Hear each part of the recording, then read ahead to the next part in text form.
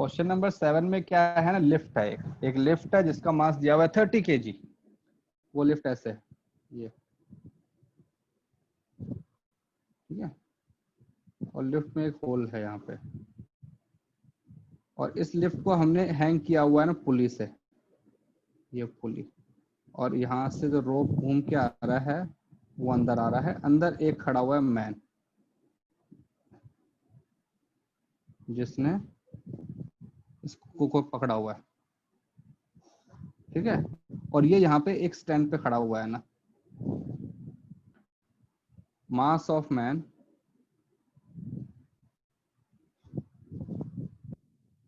60 kg, mass of sir lift, मतलब lift के अंदर भी उसने रोप पकड़ी है?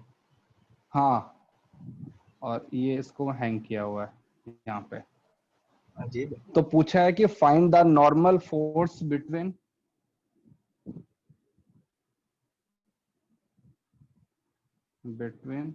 मैन एंड फ्लोर, वो जो आएगा ना फ्लोर, जो नीचे है, नीचे जिसके ऊपर ये खड़ा है, floor and tension and strain, क्या होगा? ये हमसे सर क्वेश्चन वो पूछा। लिफ्ट के ऊपर जो फ्लोर है उसके वजह से कुछ डिफरेंस आएगा क्या सर, अगर उसको मतलब हमने अगर डायरेक्टली ग्राउंड, ग्राउंड मतलब नहीं डायरेक्टली? ना, अरे वो हवा में हो रहा है, ये सब कुछ, ये सब कुछ हवा में है, नहीं यहाँ पे सर, ग्राउंड मतलब है। वो जो लिफ्ट का जो नीचे का बॉटम है ना, और वो जो हाँ, प्लेटफॉर्म है देखो लिफ्ट के अंदर। अरे एक ही बात है यार, उसको कोई लिफ्ट के ऊपर खड़ा कर दो, अगर लिफ्ट के ऊपर कोई प्लेटफॉर्म तुमने अटैच किया हुआ है तो वो तो लिफ्ट ही बन गया ना। हाँ सर, वही पूछ रहा था। तो वो तो एक ही बात हो गई ना, उसमें थोड़ी ना डिफरेंस आया कुछ।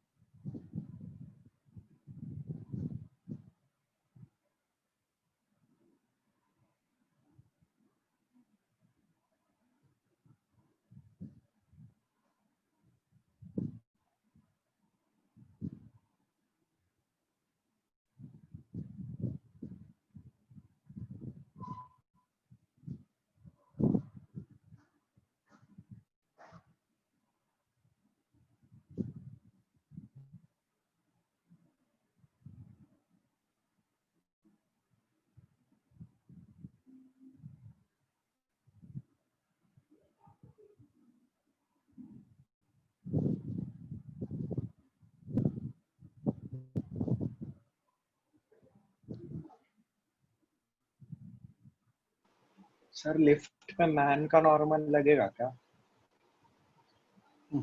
अगर मैन किसी फ्लोर पे खड़ा है तो फ्लोर नॉर्मल लगाएगा ना बेटा। भाई क्या बोला था, कोई भी सर सरफेस लिफ्ट एक पे। इक्विलिब्रियम में है ना लिफ्ट, दोनों। सब इक्विलिब्रियम में है, तो अगर लिफ्ट ने मैन पे फोर्स लगाया तो मैन भी लिफ्ट पे लगाएगा, action reaction. Yes.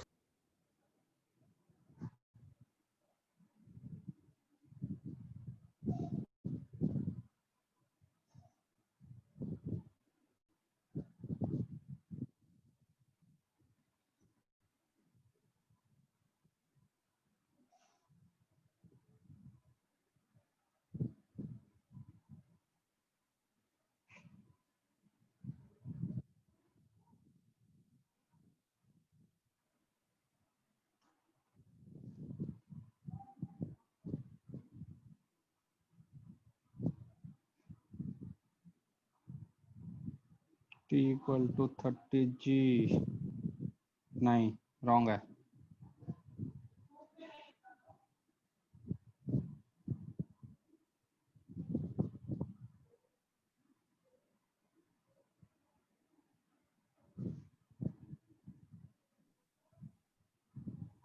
Sir sir message आया किसका तो वेटिंग रूम में। क्या है? Waiting room.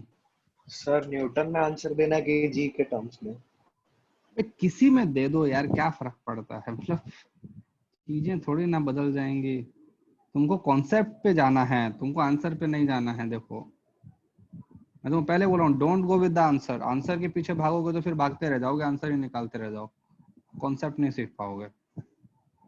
हमारा पर्पस होता है number of equation equal to number of variable. जैसे यहाँ पे हमने छोड़ दिया 2 क्वेश्चन 2 वेरिएबल, मतलब मैंने फिजिक्स का काम हो गया है। इसके बाद कैलकुलेशन करनी है, करते रहो। तो हमको इसके अंदर भी फिजिक्स वाला काम करना है। We have to draw 2 FBDs, one of lift and one of man, and there will be 2 variables, one tension sir and one answer normal. डाला है आपको। बोल देना उसमें, डाल क्यों रहा है फिर बार बार सर वहां जाके देखूंगा यार। नॉर्मल टेंशन 150 कितना आया? न्यूटन आ रहा है। हाँ नॉर्मल आएगा 150, 450 टेंशन न्यूटन। आएगा 450। ठीक है, कूल। हाँ सर। देखो तो सबसे पहले एफबीडी बनाते हैं मैन का। मैन को बना दिया हमने, ये बनाया मैन। इसके ऊपर कितने फोर्स लग रहे हैं? एक तो एमजी लगता ही है इसका, तो एमजी की वैल्यू कितनी आएगी? 600 600। मास इनटू जी। 600। एक मैन के हाथ को स्ट्रिंग कहाँ की तरफ खींचेगी? ऊपर। ऊपर की तरफ। तो ये अपर। ऊपर हमने लगा दिया टेंशन। ये जो सरफेस है ये वाली जिसके ऊपर मैन खड़ा है, ये कहाँ की तरफ लगाएगी नॉर्मल मैन पे? नॉर्मल। ऊपर ऊपर की तरफ। बस इतने ही फोर्स है। तो पहली इक्वेशन क्या बन जाएगी? n plus T n plus t equal is to equal to 600। 600 equation sir 1। पर अब जो लिफ्ट है उसका भी तो वेट उस मैन के हाथ में आएगा ना। यार बताओ, मैन के वो ऊपर कितने टेंशन फोर्स लग रहे हैं, मुझे सिर्फ इतना है बताओ। ना। बताओ ना। मैन को स्ट्रिंग ने खींचा हुआ है, बस। हाँ। मैन के पाँव पे लिफ्ट कहाँ की अच्छा। तरफ फोर्स लगा रहा है? ऊपर की तरफ। ऊपर। और एक उसके ऊपर ग्रेविटी लग रहा है, बस। लिफ्ट में मास हो या जो ना, उससे लिफ्ट क्या लगा फर्क रहा है पड़ता है? वो अब टेंशन बात से करते हो हैं, जा रहा है ना। वो कैसे भी हो। हाँ। देखो मतलब एफबीडी का मतलब क्या होता है? Force applied on the object, बस। अब देखते हैं, ये हमारे पास लिफ्ट है, ठीक है। तो एक तो इसका एमजी लग रहा होगा नीचे, इसका एमजी कितना बन जाएगा? 300। इसको देखो, ये यहाँ पे ऊपर लगा रहा है ना, ये टेंशन लिफ्ट पे, हाँ। तो इसके ऊपर लग रहा है टेंशन। अब देखो जो मैन है, मैन कहाँ फोर्स लगाएगा? लिफ्ट पे। नीचे। लिफ्ट ने नॉर्मल फोर्स लगाया ऊपर की तरफ, तो जो लिफ्ट है वो लगाएगी, जो मैन लगाएगा नीचे। अभी ये भी इक्विलिब्रियम में, तो क्या इक्वेशन बनेगी? T equal to n plus 300। 900 होगा ना? हाँ mg 900 होगा। क्यों बेटा? और लिफ्ट का मास कितना है? नहीं मतलब मैन और लिफ्ट दोनों का होगा ना ऐड। क्यों होगा? तो तुम यहाँ पे एफबीडी किसका बना रहे हो? हाँ लिफ्ट का बना रहेगा, ठीक है। तो बस उसी का मास आएगा ना। हाँ अब हमारे पास में इक्वेशन भी 2 है, वेरिएबल भी 2 हैं, बस हमारी फिजिक्स खत्म हो गई है। कैलकुलेट करोगे, टी का वैल्यू आएगा 450, नॉर्मल का वैल्यू आएगा 150, है ना? ठीक है। ठीक है। अब चलो, अब वो आते हैं स्फेयर वाले क्वेश्चन पे आते हैं, जो स्फेयर वाला क्वेश्चन था ना। कहाँ गया? तो उसमें दिया हुआ है कि there are 3 spheres. Example 9 sir. हाँ शायद 9 ही है वो। उसमें स्फेयर है ना, 3 हाँ स्फेयर सर, बने हुए सेकेंड हैं। लास्ट वाला। हाँ ये वाला।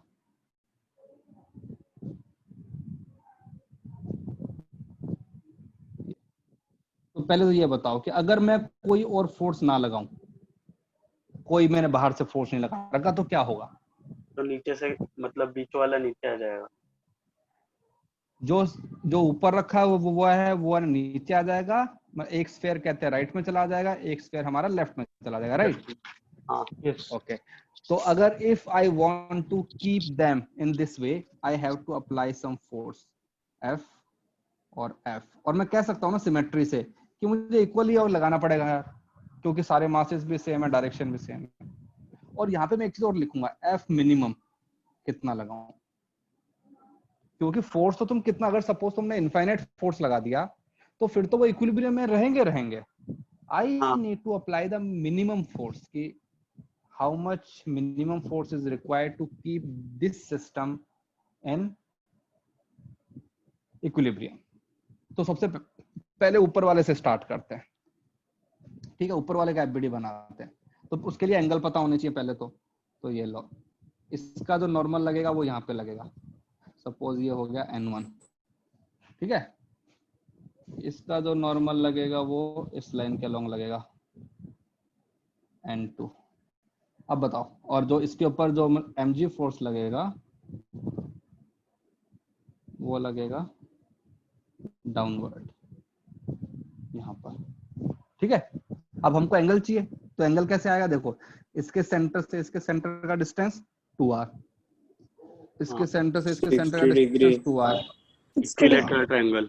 तो इक्विलेटरल ट्रायंगल में एंगल कितना होता है? 60। 60 तो यहाँ का ये एंगल भी कितना बन जाएगा? 30, और ये एंगल भी 30 30। तो सबसे पहले ऊपर वाले का एफबीडी बनाते हैं। तो ये लो, इसके ऊपर यहाँ की तरफ एक फोर्स लग रहा है n1, यहाँ की तरफ एक फोर्स लग रहा है n2, ठीक है। और ये लो, इसका एंगल बाइसेक्टर ये आ गया, और यहाँ की तरफ फोर्स लग रहा है mg। बताओ मुझे क्या वैल्यू आएगी अब? n1 n2 की। n1 cos 30 plus n2 cos 30 is equal to mg। देखो, जब इनके हॉरिजॉन्टल कंपोनेंट को बैलेंस करोगे तो तुम्हारे पास में रिजल्ट आएगा n1 इक्वल टू n2। देखो ना, इधर कंपोनेंट क्या आएगा? n1 sin 30, n1 n2 sin 30। ऊपर करोगे तो कंपोनेंट आएंगे cos, n1 cos 30, n2 cos 30। जब हॉरिजॉन्टल को बैलेंस किया तो मेरे पास आ गया n1 equal to n2। Suppose जिसको मैंने बोल दिया n। जब वर्टिकल बैलेंस करूंगा तो आएगा n cos 30 plus n cos 30 equal to mg। तो यहाँ से n का वैल्यू मेरे पास आएगा, cos 30 होता है √3/2, तो ये बन जाएगा mg/√3। सर और 2 भी आएगा ना वहाँ पे? नहीं 2 तो क्यों हाँ कैंसिल सर। हो जाएगा ना addition? Yes sir, okay. Yes. तो अब हमने ऊपर वाले को तो इक्विलिब्रियम में कर दिया, अब हमको नीचे वाले भी इक्विलिब्रियम में करने हैं। तो अब क्या करेंगे? और नीचे वाले का एफबीडी बनाते हैं। तो इसको देखा, कोई भी इसको एक को ले लिया, इसके ऊपर जो नॉर्मल फोर्स आएगा वो यहाँ की तरफ आएगा ना, एक्शन रिएक्शन वाला, हाँ वो यहाँ की तरफ आ रहा है n, ठीक है।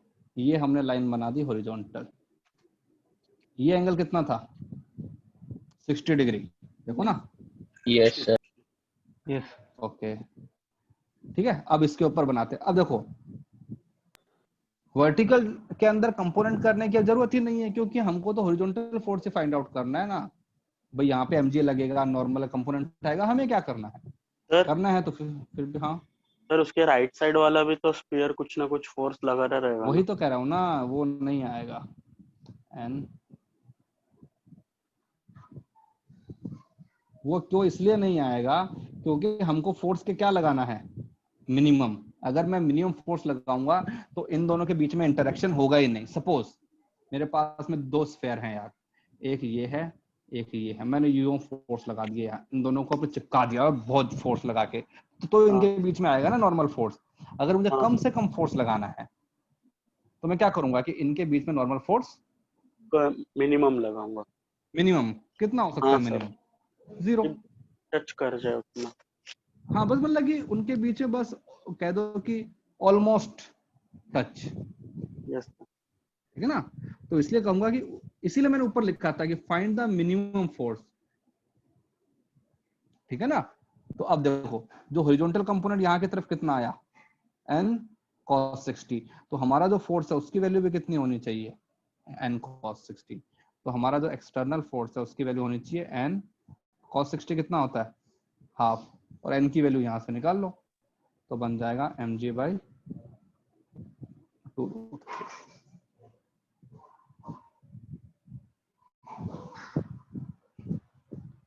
सर ये लास्ट का पार्ट आपने कैसे किया? n cos 60 निकालने के बाद। अरे तुम हॉरिजॉन्टल कंपोनेंट बैलेंस कर दिया ना भाई। नॉर्मल का हॉरिजॉन्टल में कितना कंपोनेंट आएगा? n cos 60। हाँ कहाँ की तरफ? लेफ्ट हैंड साइड में। हाँ सर। तो मतलब हमको कहाँ पे लगाना पड़ेगा हॉरिजॉन्टल में? कहते हैं राइट हैंड साइड में है। और अच्छा मैग्नीट्यूड सेम है ना।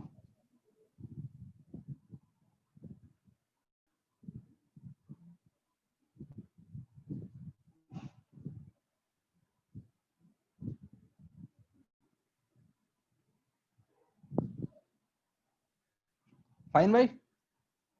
Yes sir. ओके तो अब आगे आते हैं। हाँ मतलब और कुछ पूछना है उस वाले चैप्टर में से? अब तो कर लोगे, अच्छे अच्छे क्वेश्चन तो मैंने बता दिए सारे। उसका आखिरी वाला क्वेश्चन करके बताओ मुझे, क्वेश्चन 10, एग्जाम्पल 10। वो तो बल्कि इजी है।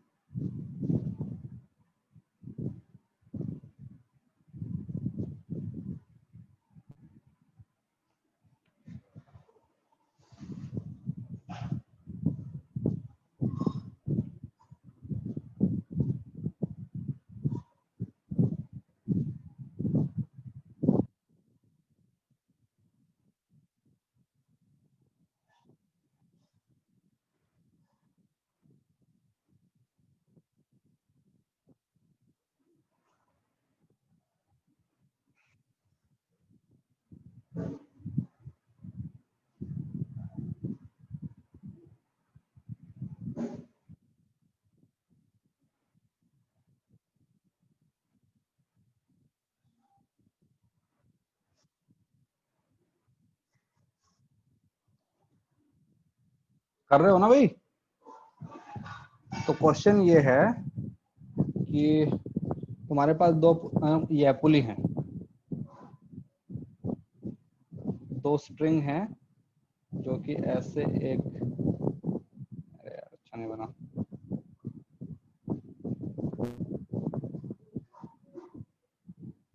वहां से ऐसे यार, यहाँ पे एक लगा हुआ है पुली।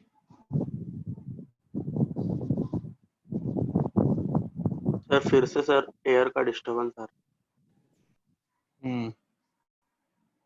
सर इसका 45 डिग्री है क्या? यहाँ पे एक मास लगा हुआ है। 45 डिग्री है क्या? 45 डिग्री है। 45 मुझे भी वही है। इसका मास है √2m।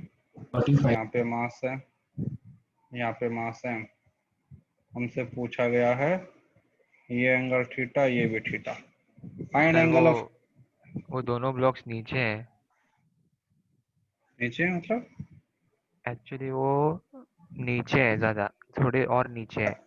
अरे ठीक चलता है है, ना। तो उससे, वो चलता है। तो उससे क्या फर्क? एक सेकंड तो, एक सेकंड मुझे बताओ उससे क्या फर्क पड़ता है? क्या उसका mg फोर्स कम हो जाएगा नीचे आने से, या ज्यादा हो जाएगा? नहीं, फिर ओके रहने दो सर। तो देखो, ये अगर इक्विलिब्रियम में है ये वाला, तो इसमें यहाँ पे फोर्स लग रहा है mg, ऊपर फोर्स क्या लग रहा है t। अगर मैं इसको इक्विलिब्रियम में कर दूंगा तो क्या हो जाएगा? t = mg। यहाँ भी भाई, यहाँ भी हमारे पास उतना ही आएगा टेंशन mg, हाँ राइट। तो इसमें यहाँ लग रहा है tension. Tension force is always along the length. तो यहाँ पे क्या बन जाएगा t cos थीटा, इसका भी क्या बन जाएगा t थीटा cos थीटा, नीचे की तरफ बन जाएगा रूट रूट टू 2mg। जी, तो ये बन जाएगा 2t cos theta should be equal to root 2mg। ठीक है, और हमको t का वैल्यू पता है ऑलरेडी, हाँ है ना, तो हमारे पास में cos थीटा बन जाएगा 1/√2, theta will comes out to be 45 degree.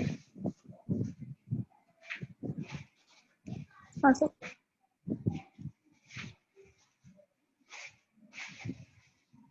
अभी ये लोग बार बार भाग क्यों जा रहे हैं, फिर वेटिंग रूम में आ जाते हैं। नेटवर्क इशू के कारण डिस्कनेक्ट हो जाते हैं। मुंबई के अंदर कब से प्रॉब्लम आने लगी नेटवर्क की, मुंबई में अलग होता है। समस्याएं बहुत। जब से ऐसा ही ऑनलाइन थोड़ी क्लासेस देर स्टार्ट हुई है। हाँ, सब लोग इंटरनेट को खा गए हैं बैठे बैठे, है ना। Yes, sir sir. ज्यादातर लोग मोबाइल डेटा यूज करते हैं ना। हाँ, उसमें थोड़ा सा इशू रहता है यार, है ना। चलो ठीक, तो सर देखो ऊपर का वाला दिखाओ ना एक बार। कितना देखेगा बे, 1 मिनट सर। देखता ही रहता है। हो गया सर, हो गया। तो दूसरे वाले में सेम टेंशन क्यों लगेगा? क्योंकि उसमें भी तो यहाँ पे mg लग रहा है ना नीचे, ये देखो यहाँ पे mg है, तो इसका वैल्यू कितना आएगा, टेंशन का वैल्यू mg आएगा ना। Yes sir. तो अब थोड़ा बहुत तो दिमाग अपने आप भी लगा लिया कर, हर चीज में लिख के दूं।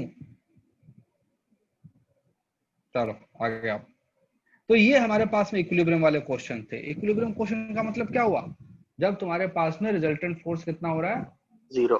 जीरो। अब सपोज हमारा रिजल्टेंट फोर्स 0 नहीं है, तो क्या करेंगे, if F net not equal to 0, तो मतलब पार्टिकल हमारा इक्विलिब्रियम में नहीं रहेगा। पार्टिकल इक्विलिब्रियम में नहीं रहेगा, इसका मतलब क्या हुआ, हमारे पास ये इक्वेशन आ जाएगी ना, force equal to mass into acceleration vector, मतलब एक्सेलरेशन विल बी देयर। ठीक है, तो अब जो हमने स्टेप पहले लिखे थे ना एफबीडी वाले, उसी को एक्सटेंड करते हैं। सबसे पहले क्या, स्टेप 1 क्या करोगे, सबसे पहले एफबीडी बनाएंगे, फिर 2 हम फाइंड करेंगे, फाइंड लाइन ऑफ मोशन, कि पार्टिकल कौन सी लाइन के अलोंग जा सकता है, कहां पे पॉसिबिलिटी है। फिर third we will write F equal to mass into acceleration along line of motion, जिस लाइन के अलोंग पार्टिकल जा सकता है उसी लाइन के अलोंग की अपने इक्वेशन लिखेंगे, और जिस लाइन के अलोंग पार्टिकल जा नहीं रहा है उस साइड के फोर्स को लिखो ना लिखो बराबर है, कोई फर्क नहीं पड़ता।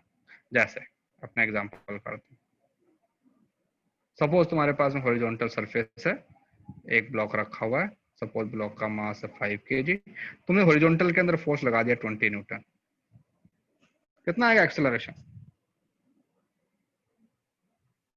4 कैसे आया, 20/5 is 20/5 equal to mass into acceleration। हाँ तो ऐसा देखो, अब जब छोटे बच्चे होते हैं तो ऐसे करते हैं, अब हमको चीजें आती हैं और आती, तो जितनी ज्यादा चीजें हमको आती है उतने ज्यादा हम काम करते हैं फिर, लेकिन नहीं, हम स्टेप लिखेंगे भाई, हम शॉर्टकट नहीं मारेंगे। तो क्या करोगे, सबसे पहले एफबीडी बनाओ, एफबीडी बनाओ पहले, और एफबीडी भी कैसे बनाना है, पहले देखो कि लाइन ऑफ मोशन कहाँ हो सकती है, बताओ पार्टिकल ये कहाँ जा सकता है, हॉरिजॉन्टल में तो राइट साइड, राइट में है ना। तो ये लो, तो एक लाइन मैंने ये बना ली और एक लाइन बना लिया इसके परपेंडिकुलर, ठीक है ना। तो मैं सारे फोर्सेस के कंपोनेंट अपने उसी लाइन के अलोंग करूंगा, तो ये लो, तो यहाँ पे फोर्स कितना लग रहा है 20 न्यूटन, यहाँ पे कितना लग रहा है डाउनवर्ड mg कितना बन जाएगा 50, यहाँ पे लगेगा नॉर्मल, अब बताओ, तो ये तो हमने एफबीडी बना लिया। अब बताओ लाइन ऑफ द मोशन है कौन सी है, हॉरिजॉन्टल। पार्टिकल हमारा उड़ के जा नहीं रहा है ना, दोनों कैंसिल हो जाएंगे। यस, तो हम बोलेंगे कि नॉर्मल की वैल्यू तो क्या बन जाएगी 50 न्यूटन, 50 न्यूटन। ठीक है, ताकि ये हमको रिप्रेजेंट कर रहा है कि F Y equal to 0 because acceleration in Y direction is 0। अब मैं जो इक्वेशन लगाऊंगा that I will put in the X direction, तो मैं लिखूंगा कि फोर्स कितना है 20 equal to mass into acceleration. तो एक्सेलरेशन सिंपली क्या बन जाएगा 4 मीटर पर सेकंड स्क्वायर। हम यहाँ पे आई कैप जे कैप नहीं लगाते हैं, आई कैप जे कैप हमारी अंडरस्टैंडिंग के अंदर ही होता है, वो हम उसको लिखते नहीं है बार बार, ठीक है। आगे आओ, अब मुझे क्वेश्चन करके बताओ।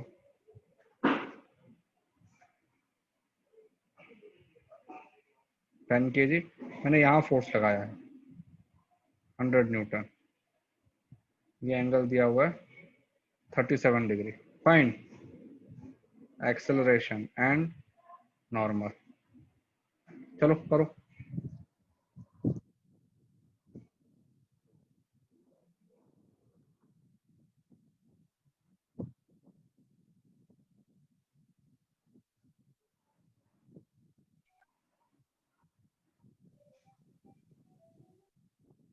सर ऐसा फोर्स लगा है तो वो थोड़ा ऊपर नहीं उठेगा? अरे अब नहीं मुझे ना, बताओ क्या, नहीं नहीं एक हॉरिजॉन्टल सेकंड एक सेकंड, अरे अबे रुको रुको रुको, मुझे बताओ कि तुम्हारे सामने एक 10 किलो का बॉक्स रखा हुआ है, उसको उठाने के लिए कम से कम तुमको कितना फोर्स लगाना पड़ेगा? बस 10 किलो उठा। 100 हाँ न्यूटन। हाँ 100 100 न्यूटन। 100 न्यूटन। तो क्या 100 न्यूटन का फोर्स वर्टिकल में लग रहा है? कंपोनेंट तो करके देखो फोर्स के, हाँ एक मिनट, है ना।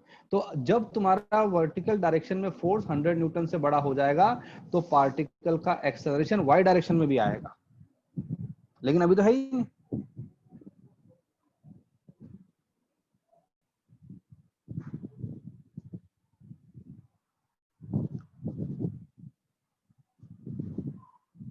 Sir 8 acceleration. यस, और नॉर्मल 100 नॉर्मल 100 है। 100 एक्सेलरेशन 100 कैसे 100 आएगा गधों, बक बेवकूफ। नहीं सर कंपोनेंट नॉर्मल। करो, तो पहले सर इसका 40 एफबीडी आएगा ना बनाओ। नॉर्मल। अबे रुको, हाँ सर नॉर्मल 40। ये 10 से होता है कम आएगा 100। Sir normal. अरे तू कम ज्यादा मत बताओ, आंसर बताओ मुझे। cos 37 कितना होता है 4/5, तो ये बन जाएगा 80 न्यूटन, ठीक है। इसका वर्टिकल कंपोनेंट कितना आएगा फोर्स का 100 साइन sin 37, तो ये बन जाएगा 60 60 न्यूटन। चलो न्यूटन। एफबीडी अब इसका एफबीडी बनाते हैं।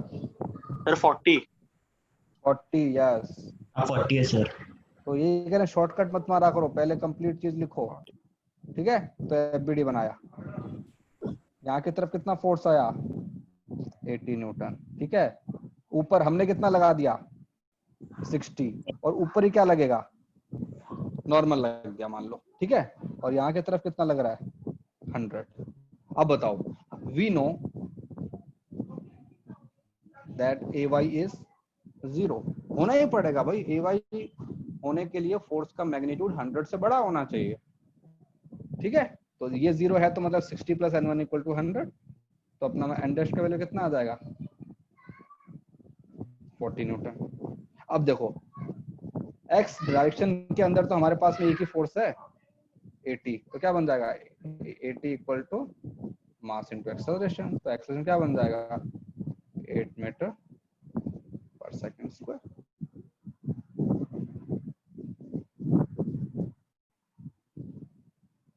ठीक है, हाँ भाई। Yes yes sir. यस हाँ चलो, तो ये तो सिंपल क्वेश्चन हो गया बॉक्स वाले। अभी हम थोड़ा सा बात करते हैं स्ट्रिंग के बारे में। स्ट्रिंग स्ट्रिंग बोल दो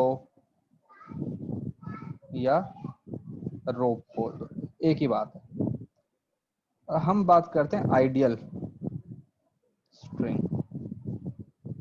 जैसे हमारे सारे क्वेश्चन में होता है ना, अपनों ने स्ट्रिंग लिया हुआ है, रोप लिया हुआ है। आइडियल स्ट्रिंग का मतलब होता है मासलेस, मतलब इसका जो मास है वो हम कंसिडर नहीं करते। अब तुम बोलोगे सर मास तो होता ही है हर ऑब्जेक्ट में, होता है, लेकिन हम कंसिडर नहीं करते फॉर अ कैलकुलेशन पर्पस, क्योंकि इसका मास हमारे ऑब्जेक्ट के मास के कंपैरिजन में बहुत कम होता है ना, इसलिए। स्मूथ, स्मूथ का मतलब क्या हुआ? फ्रिक्शन फोर्स को हमको Frictionless. कंसिडर ही नहीं करना, हमको कंसिडर ही नहीं करना, ठीक है। सर रोप पे फ्रिक्शन कैसे होगा? अरे यार होता तो है ही ना, तभी तो वो तुम्हारे हाथ में पकड़ते हो। अगर वो स्मूथ होती तो तुम उसे हाँ पकड़ सर। कैसे पाते? स्लिप हो जाता। स्लिप हो जाता पूरा ही, ठीक है। इनएक्सटेंसिबल, इसका मतलब होता है, क्या मतलब होता है? Stretchable नहीं. स्ट्रेचेबल नहीं है, मतलब कि एक्सपैंड नहीं हो, लेंथ इज कांस्टेंट, राइट। अगर तुम Yes. मार्केट से 1 मीटर लॉन्ग लेके आए तो 1 मीटर ही रहेगा, चाहे उसको कितना ही खींच लो। तो ये जो तीनों पॉइंट हैं, इससे कुछ हमारे पास रिजल्ट आते हैं। पहली बात करते हैं मासलेस, ठीक है। पॉइंट 1, तो सपोज एक रोप है। अगर मैंने अज्यूम किया कि इस पॉइंट पे यहाँ की तरफ लग रहा है टेंशन T1 और यहाँ की तरफ टेंशन लग रहा है T2, सपोज दो लोग खींच रहे हैं, तो इसके लिए अगर मैं इक्वेशन लिखूं मास इनटू एक्सेलरेशन की, तो क्या बन जाएगी? लिख सकता हूँ ना कि T1 minus T2 equal to mass into acceleration. लेकिन मेरे को पता है मासलेस है, तो यहाँ पे m का वैल्यू कितना हो गया? 0। तो इसका मतलब क्या हुआ? T1 equal to T2. T2, मतलब कि tension is same at all points. ये तुमको शायद मैंने पहले भी बताया था ना हाँ सर। भाई। इसीलिए देखो ना, हमने जो ये क्वेश्चन किया, इसमें यहाँ भी हमने क्या लिया? T लिया, यहाँ भी क्या लिया? T लिया, यहाँ भी क्या लिया? T लिया। हर पॉइंट पे टेंशन सेम है, ओके। स्मूथ वाले को तो छोड़ ही दो, जो थर्ड वाला पॉइंट आता है उसको लेते हैं। इनएक्सटेंसिबल मतलब कि length of the string is constant. तो जैसे कि एक ब्लॉक ये है, एक ब्लॉक, तन्वी फिर से बाहर चली गई।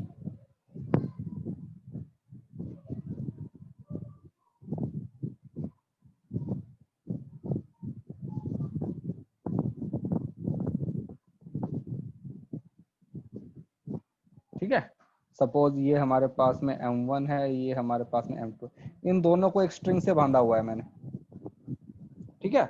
और इसको अगर मैं लेके जा रहा हूं आगे, सपोज एक मैंने फोर्स लगा दिया, और सपोज इसका एक्सेलरेशन यहाँ की तरफ है A, तो इसका एक्सेलरेशन भी क्या होना पड़ेगा? ए। A ही होना पड़ेगा ना। क्यों? क्योंकि भाई आई नो कि I have attach them with the help of rope. ये देखो रोप, और रोप का जो लेंथ है दैट इज कांस्टेंट। तो आगे वाला अगर मान लो मैं 1 मीटर गया है, तो पीछे वाले को भी 1 मीटर आना ही पड़ेगा ना। हाँ। ठीक है, ओके। तो इससे हमारे पास में ये आ गया, रिजल्ट आ गया। अब मैं तुमको एक क्वेश्चन दे रहा हूँ, उसका आंसर तुमको बताना है।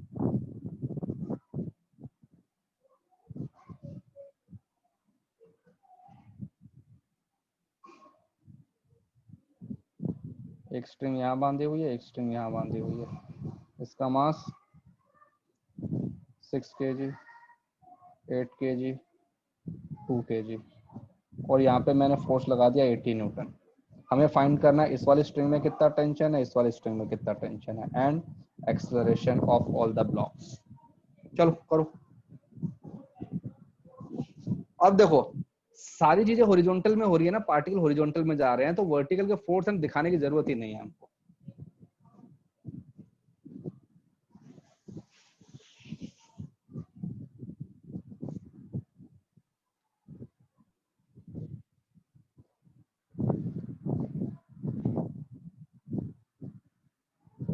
फाइंड क्या करना?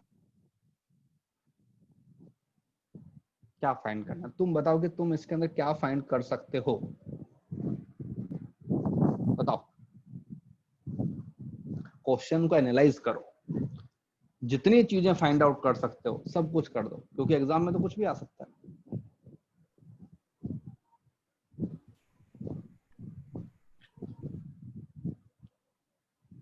तो जो हमारे तीनों ब्लॉक हैं उनका एक्सेलेरेशन फाइंड करो।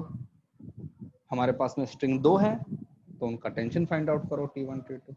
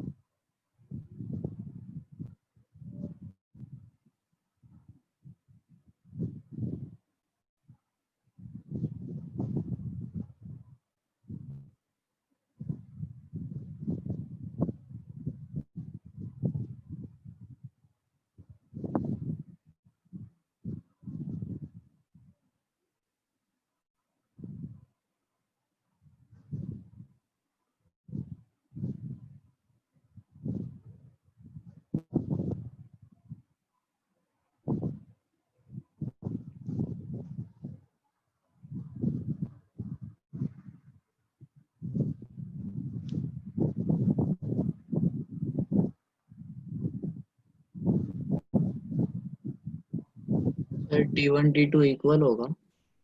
क्यों होंगे इक्वल? मैंने क्या सर बोला था? T1 70 न्यूटन आ रहा है और T2 क्या 30 हमारे पास में न्यूटन। एक ही स्ट्रिंग है? हमारे पास में स्ट्रिंग कितनी है? 2 है, ठीक है ना। बीच में मास आ गया है, तो बीच में अगर मास आ गया है तो हमारा मासलेस वाली चीज तो खत्म हो गई ना। तो जब तक एक स्ट्रिंग है तब तक तुम्हारा टेंशन सेम रहेगा। तो जो स्ट्रिंग सर 600, हाँ T1 70 न्यूटन और T2 30 न्यूटन। चलो देखते हैं। तो पहले एफबीडी बनाते हैं। पहले इसका एफबीडी बनाया, इसके ऊपर यहाँ पे फोर्स कितना लग रहा है? 80। ये जो स्ट्रिंग है इसको और पीछे की तरफ पुल करेगी, T1। इसका एफबीडी बनाते हैं। एक यहाँ पे लग रहा है T1, एक इसके पीछे की तरफ लगेगा T2, एक इसके ऊपर लग रहा है T2। अब ये तो मान के चलते हो ना कि तीनों का एक्सेलरेशन सेम होगा, क्योंकि तीनों को एक ही अपने स्ट्रिंग से बांधा हुआ है हाँ ना। वही जैसे कि यार ट्रेन में डब्बे होते हैं, तो सारे जो डब्बे होते हैं उनका एक्सेलरेशन और वेलोसिटी सेम होता है ना। तो लगाओ। यस तो सपोज इसका भी फॉरवर्ड A, इसका भी A और इसका भी A, तो इक्वेशन क्या बन जाएगी? रिजल्टेंट फोर्स कहाँ की तरफ आना चाहिए? राइट हैंड साइड में ना। तो इसके लिए इक्वेशन क्या बन जाएगी? Yes. T2 इक्वल टू मास कितना है? 6, एक्सेलरेशन A। इसके लिए क्या बनेगी? T1 माइनस T2, क्योंकि राइट हैंड साइड का फोर्स आना चाहिए ना रिजल्टेंट। ये बन जाएगा 8 इंटू A और ये बन जाएगा 80 minus T1 equal to 2A। अब यहां से फाइंड आउट कर लो, ठीक है, तो हो जाएगा ना। इक्वेशन 1 2 3, तो सबसे पहले करो 1 + 2 + 3, क्या आएगा? सब कुछ कैंसिल हो जाएगा, बचेगा 80 इक्वल टू कितना? 16A। तो A का वैल्यू आएगा 5 मीटर पर सेकंड स्क्वायर। अब A को हर जगह डाल दो, तुम्हारे पास आ जाएंगे। तो हमारा T2 का वैल्यू आएगा भाई कितना? 30 न्यूटन, और T1 का वैल्यू कितना बन जाएगा? 70 न्यूटन। 70 न्यूटन। हमको इसके एफबीडी में वर्टिकल फोर्सेस को रिप्रेजेंट करने की जरूरत ही नहीं है, क्योंकि हमारा पार्टिकल हमको पता है ना वर्टिकल के अंदर कुछ हो ही नहीं रहा है, तो क्यों फालतू में इक्वेशन हमको एफबीडी के अंदर कचरा करना है। Yes sir. ठीक है, तो हम उतना ही करेंगे जितना हमारे काम का। नॉर्मल काट ही देगा ना उसको वैसे। हाँ, तो भाई अगर मान लो क्वेश्चन के अंदर स्पेसिफिकली पूछा जाए कि what will be the value of normal, तो हम उसके अंदर लिखेंगे, लेकिन अगर उसने पूछा ही नहीं है तो क्यों फालतू में एफर्ट मारना, छोड़ देंगे हम। ठीक है? हाँ भाई, ठीक है सर। Yes sir. यस अब मुझे सर। बताओ, अब मुझे बताओ कि तुम लोग सॉल्व कहाँ से करते हो क्वेश्चन, जो भी अपने जो कर रहे हैं ये सब, इनकी हार्ड प्रैक्टिस कॉपी। कहाँ से? जो हार्ड कॉपी वाला है उसके अंदर भी होंगे चीजें, तो मैं बताता हूँ। सबसे पहले तुमको करना है मेरा SCV। सबके पास में है बुक, हाँ हाँ सर। सर है। है ना? तो देखो इसके मोस्ट ऑफ क्वेश्चन तो अपने PDF में है, फिर भी उसके जो एग्जाम्पल होते हैं, सॉल्व एग्जाम्पल जो बुक्स के अंदर हैं, उनको भी करना है। फिर उसके बाद में करो अपना बुकलेट जो तुमको दिया हुआ है, उसके अंदर DPP भी होंगे, है ना? हाँ DPP सर। उनको भी यस। करो। तो do as much you can. ठीक है, चलो बस इतना ही करेंगे आज, बहुत है। और इक्विलिब्रियम वाले क्वेश्चन बहुत सारे करना है, इक्विलिब्रियम बहुत जरूरी है। ठीक है, ओके सर। सर चलो। हाँ बेटा। सर आपने कहा था कल से यूरोडॉप स्टार्ट करनी है, तो फिर वो काइनेमैटिक स्टार्ट करनी है या एनएलएम से? नहीं नहीं, पहले देखो इरोडो का मतलब होता है कि जब चैप्टर तुम्हारा खत्म हो जाए ना, उसके बाद में करो उसको। अच्छा, ओके सर। ठीक है, तो हाँ अब सर। तुम्हारा जैसे काइनेमेटिक्स कंप्लीट हो चुका है, नाउ यू कैन ट्राई। ठीक है ना? जब अपना एनएलएम खत्म हो जाएगा तो अपना एनएलएम वाले करना फिर। हाँ सर, समझा। 1 क्वेश्चन पर डे। हाँ, 1 sir question PDF per day. भेजो ना उसका। ठीक है, भेज दूंगा। ठीक है, मिल जाता है गूगल में अरे जाके हाँ, टाइप गूगल कर। मारो यार। हाँ सर, इरोडो तो ऐसी मेरे को बुक है, मिला है। तुम गूगल मारोगे ना, उसके बुक भी मिल जाएगी, सॉल्यूशन वाली बुक भी मिल जाएगी। तो डाउनलोड कर लो, दोनों को डाउनलोड कर लो, क्योंकि अगर कोई क्वेश्चन होता नहीं है तो मैं हेल्प मिल जाएगी ना तुमको, थोड़ा सा कहते हिंट देख लो। हाँ